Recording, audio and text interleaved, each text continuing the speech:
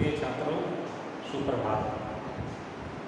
आज मैं आपके समक्ष हिंदी साहित्य इतिहास लेखन की परंपरा के अंतर्गत हिंदी साहित्य इतिहास ग्रंथों के विषय में आपको बताऊंगा। मैं डॉक्टर विवेक शंकर, सह आचार्य, राजकीय कला महाविद्यालय कोटा, आपके समक्ष उपस्थित हूँ। बीए पाठ प्रथम कोटा विश्वविद्यालय कोटा के पाठ्यक्रम में हिंदी साहित्य इतिहास के अंतर्गत आदिकाल और भक्ति काल को समाहित किया गया है। हमने पिछले वीडियो में हिंदी साहित्य के इतिहास की रूपरेखा के विषय में आपको बताया था। आज हिंदी साहित्य इतिहास लेखन की परंपरा के विषय में बताएंगे। सबसे पहले आप जानें कि हिंदी साहित्य का इतिहास हिंदी भाषा में या अंग्रेजी भाषा में नहीं लिखा गया था। हिंदी साहित्य का इतिहास फ्रेंच भाषा में लिखा गया था, फ्रांसीसी भाषा में लिखा गया था और इसके लेखक एक फ्रेंच लेखक थे जिनका नाम था गार्सद द तासी। इन्होंने 1839 ईस्वी में हिंदी साहित्य का इतिहास पहली बार लिखा। यानी गार्सद द तासी एक ऐसे इतिहास लेखक हैं जिन्होंने हिंदी साहित्य इतिहास लेखन की परंपरा का श्री गणेश किया। हिंदी साहित्य में हिंदी साहित्य इतिहास लेखन की शुरुआत 19वीं सदी के चौथे दशक से होती है। गार्सद द तासी ने जो इतिहास लिखा उसका नाम था, देखिए, इस्तवार द ला लिटरेरारियो एंग्लो हिंदुस्तानी। इन्होंने ये इतिहास ग्रंथ लिखा था 1839 ईस्वी में। पहला भाग आया 1839 ईस्वी में फ्रांसीसी भाषा में हिंदी साहित्य का इतिहास लिखा गया, इस्तवार द ला लिटरेरारियो एंग्लो हिंदुस्तानी। इसका दूसरा वॉल्यूम या दूसरा भाग जो है 1846 ईस्वी में लिखा गया। कोई विद्वान इसका दूसरा भाग 1847 ईस्वी मानते हैं और 1871 ईस्वी में इसका जब दूसरा संस्करण निकला तो इसके 3 भाग हो गए। 1871 में जब इसका दूसरा संस्करण निकला तो इस किताब को 3 भागों में विभक्त कर दिया गया। तो सबसे महत्वपूर्ण जानने की बात है कि हिंदी साहित्य इतिहास लेखन की परंपरा का सूत्रपात 19वीं सदी के चौथे दशक के आसपास होता है। यानी 1839 ईस्वी 19वीं शताब्दी से तात्पर्य है 1801 ईस्वी से लेकर 1900 ईस्वी तक का काल। तो 1839 ईस्वी में हिंदी साहित्य का इतिहास इस्तवार द ला लिटरेरारियो एंग्लो हिंदुस्तानी शीर्षक से प्रकाशित हुआ और इसके लेखक थे गार्सद द तासी। याद रहेगा, गार्सद द तासी। इसके बाद महेश दत्त शुक्ल एक ऐसे विद्वान हुए जिन्होंने हिंदी साहित्य का इतिहास लिखा, भाषा काव्य संग्रह। इसका रचनाकाल है, प्रकाशन काल है 1841 ईस्वी में।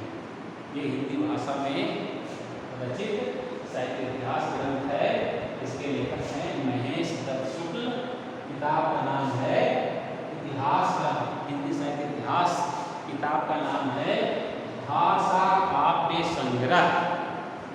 इसी की परंपरा में शिव सिंह सरोज एक ऐसी रचना है जो साहित्य इतिहास ग्रंथों में अपना महत्वपूर्ण स्थान रखती है और इसके लेखक हैं शिव सिंह सेंगर। शिव सिंह सेंगर और इसका प्रकाशन वर्ष है 1873 ईस्वी 1873। यानी इसको याद करने के लिए इसके 2 वर्षों के पश्चात 1878 में तीसरा वॉल्यूम तीसरा भाग निकला इस्तवार हिंदुस्तानी का, तो उसके 2 वर्षों के बाद का ये प्रकाशन वर्ष है शिव सिंह सरोज, और इसके लेखक हैं शिव सिंह सेंगर। इसके बाद जो उल्लेखनीय इतिहास ग्रंथ है वह है ग्रियर्सन द्वारा रचित, ग्रियर्सन, देखिए ग्रियर्सन कैसे लिखेंगे, ग्रियर्सन द्वारा रचित the modern vernacular literature of Hindustan. ये भी हिंदी साहित्य के इतिहास ग्रंथों में अपना महत्वपूर्ण स्थान रखता है, और इसका रचनाकाल है 1889, 1889। प्रकाशन वर्ष को जानना बहुत जरूरी है कि ये किताब कब निकली, किसके द्वारा लिखी गई, और परीक्षा में जो आता है कि इसमें दे दिया जाएगा कि 4 किताबों को दे दिया जाएगा। यूसी नेट की परीक्षा में भी ऐसा प्रश्न आता है कि 4 इतिहास ग्रंथों को दे दिया जाएगा क्रम से, कि क्रम से सजाइए, प्रकाशन वर्ष के अनुसार सजाइए, या सीधे सपाटे रूप में प्रश्न पूछा जाता है बीए में या एमए की कक्षा में कि इसके लेखक कौन है और इसका प्रकाशन वर्ष क्या है। तो the modern vernacular literature of Hindustan के लेखक हैं ग्रियर्सन, और इसका प्रकाशन वर्ष है 1889 यानी 1889 ईस्वी। तो हिंदी साहित्य इतिहास के लेखन की शुरुआत इस ग्रंथ से होती है। इसका दूसरा ग्रंथ भाषा काव्य संग्रह है, शिव सिंह सरोज है।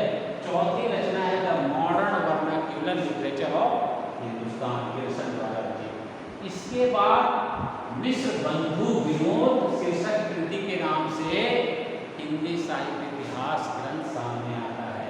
मिश्र बंधु कहा गया है 3, ये मिश्र बंधु 4 भाई थे, जिनमें 3 लेखन के क्षेत्र में चर्चित हुए, इसलिए इनको मिश्र बंधु कहा गया। इसमें श्याम बिहारी मिश्र है, सुखदेव बिहारी मिश्र कहते हैं। तो मिश्र बंधुओं ने हिंदी साहित्य का इतिहास मिश्र बंधु विनोद के नाम से लिखा। इसका पहले 3 भाग जो है 1913 में लिखा गया। इसके 3 भाग 1, 2 और 3 भाग जो है 3 भागों में आए, ये 1913 में लिखा गया। फिर इसका चौथा भाग जो है 1930 में आया, यानी ये 4 भागों में रचित रचना है। परीक्षा में भी पूछा जा सकता है कि मिश्र बंधु मिश्र विनोद जो है कितने भागों में लिखा गया, तो 4 भागों में लिखा गया है। पहला, दूसरा, तीसरा भाग 1913 में एक साथ आया, और चौथा भाग आया 1930 ईस्वी में। इसके बाद कितने इतिहास ग्रंथ हो गए? इसके बाद रामचंद्र शुक्ल ने हिंदी साहित्य का इतिहास लिखा 1927 ईस्वी में, और जो प्रकाशित हुआ 1929 ईस्वी में, 1929। इसका प्रकाशन वर्ष बहुत महत्वपूर्ण है। यह काशी नागरी प्रचारणी सभा द्वारा रामचंद्र शुक्ल का जो ग्रंथ सामने आया, शब्द सागर की भूमिका के रूप में उन्होंने हिंदी साहित्य का इतिहास लिखा था, 1927 ईस्वी में लिखा था, और इसका प्रकाशन वर्ष है 1929 ईस्वी। हिंदी साहित्य में के अंतर्गत अनेक इतिहास ग्रंथ लिखे गए, जिसमें सबसे प्रमाणिक, सबसे व्यवस्थित, सबसे वैज्ञानिक और सबसे उत्कृष्ट इतिहास ग्रंथ था वो रामचंद्र शुक्ल द्वारा लिखा गया है। आज तक कोई परीक्षा ऐसी नहीं आई रही है जिसमें रामचंद्र शुक्ल के इतिहास ग्रंथों से प्रश्न न पूछा गया हो। रामचंद्र शुक्ल का यह इतिहास ग्रंथ हिंदी साहित्य इतिहास ग्रंथ के क्षेत्र में एक माइलस्टोन रचना है। यह इतिहास ग्रंथ अब तक जितने भी इतिहास ग्रंथ लिखे गए उसमें सबसे प्रमाणिक, सबसे वैज्ञानिक जो है इतिहास ग्रंथ है वह रामचंद्र शुक्ल जी का है। रामचंद्र शुक्ल के बाद डॉक्टर हजारी प्रसाद द्विवेदी एक ऐसे इतिहास लेखक हुए जिनके इतिहास ग्रंथों की भी काफी धूम रही। रामचंद्र शुक्ल जी ने तो एक इतिहास ग्रंथ लिखा था, डॉक्टर हजारी प्रसाद द्विवेदी ने 3 इतिहास ग्रंथ लिखे, जिनके नाम है हिंदी साहित्य की भूमिका, दूसरा है हिंदी साहित्य का उद्भव और विकास, तीसरा है हिंदी साहित्य का आदिकाल।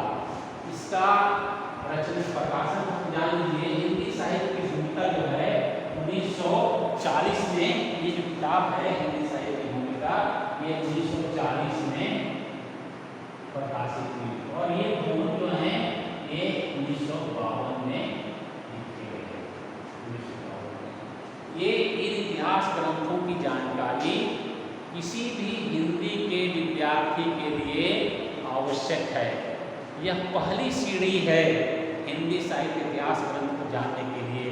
कम से कम ये 7-8 इतिहास ग्रंथों को आपको जानना जरूरी है। इसके बाद कितने इतिहास ग्रंथ लिखे गए, जिसमें गुलाब राय का हिंदी साहित्य का सुबोध इतिहास है, या राम स्वरूप चतुर्वेदी का हिंदी साहित्य और संवेदना का विकास है, बच्चन सिंह का हिंदी साहित्य का दूसरा इतिहास है।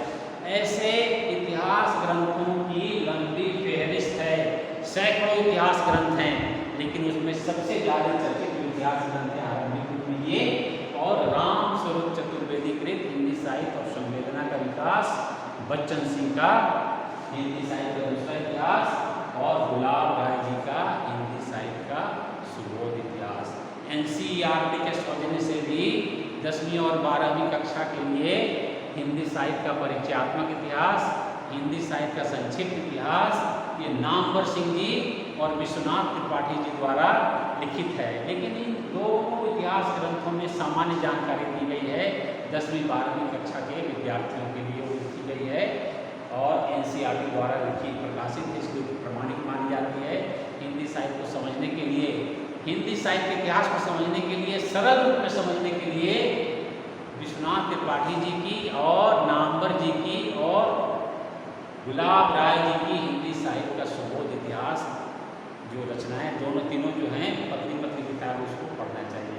शुक्ल जी का इतिहास है जो सबसे सर्वाधिक चर्चित और व्यवस्थित प्रमाणिक इतिहास ग्रंथ है। इसे पढ़ना थोड़ा कठिन है। आमतौर पर बहुत सारे इनमें करने के बाद भी विद्यार्थियों को ये इतिहास ग्रंथ समझ नहीं आता है। इसमें आंकड़ों की, इसमें तथ्यों की इतनी भरमार है और लेकिन ये इतिहास ग्रंथ अपने आप में कहा ना माइलस्टोन है। इसके बिना आपका काम नहीं चल सकता, इसको पढ़ना ही पढ़ना है।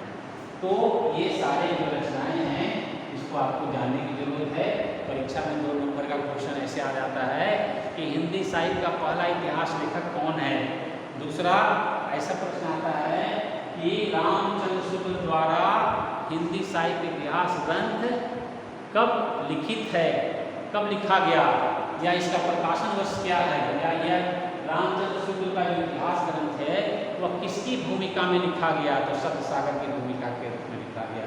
यह कहाँ से प्रकाशित हुआ था, तो काशी नागरिक प्रचारणी सभा के सौजन्य से प्रकाशित हुआ था। काशी नागरिक प्रचारणी सभा ऐसी एक संस्था है बनारस में जो अनेक पुस्तकों को आरंभिक स्तर पर इन्होंने प्रकाशित किया और यहाँ से निकली किताब जो है अपने आप में प्रमाणिक मानी जाती है। तो छात्रों, आज मैंने आपको हिंदी साहित्य इतिहास लेखन की परंपरा के अंतर्गत हिंदी साहित्य इतिहास के अंतर्गत जो प्रमुख इतिहास ग्रंथ हैं उसके विषय में जानकारी दी। कल आपको पुनः आगे, या कल तो अवकाश है इनकी, अगले दिन पुनः आपको इसी के अंतर्गत आदिकाल के विषय में हम विचार करेंगे।